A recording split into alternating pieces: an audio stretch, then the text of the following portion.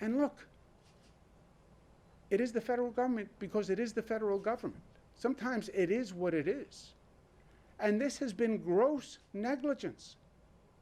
They have been denying the reality of the situation from the beginning. It doesn't exist. It's going to go away. By Easter, we'll reopen. When it gets warm, it will go away like it's a miracle. It didn't go away. There was no miracle. You denied reality. This is their political agenda over public health policy. That's what this is. This is politically inconvenient in an election year. So deny it. Yeah.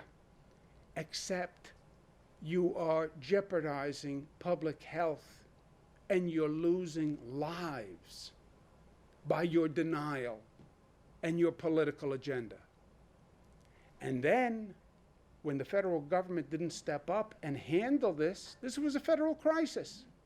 Why is New York State or the state of Georgia or the state of California or any of these states handling the COVID virus? It's a national issue. The president did a federal emergency declaration. You know what a federal emergency declaration means? It means a federal emergency. You know who's in charge of federal emergencies? The federal government. That's why they use the word federal in all of those expressions. I was in the federal government. When there's a federal emergency, it's the responsibility of the federal government. They just abandoned their post and said it's up to the states. And by the way, they got offended when the states asked for any resources or help from the federal government. If they're not going to step up and address a problem that hurts every state in the United States, then what is the point of the federal government? I mean, if you don't see that as your role, what is the role? And now the president is attacking science. What a surprise. No surprise.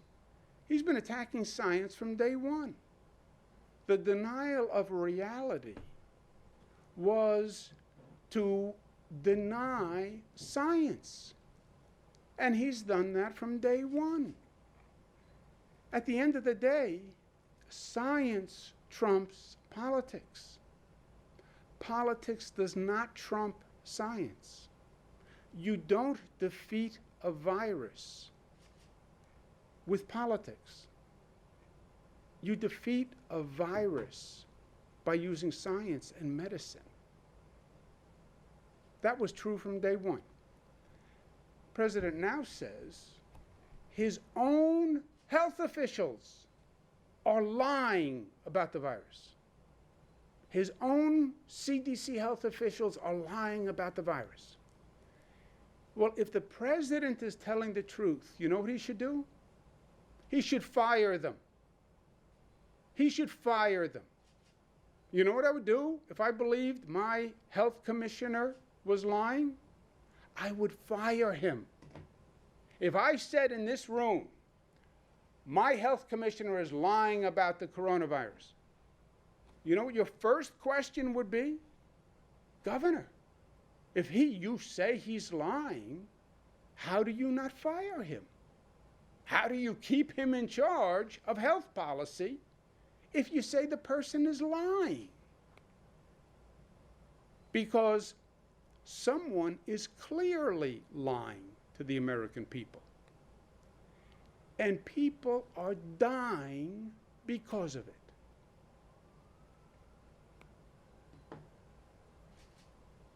Trump's COVID scandal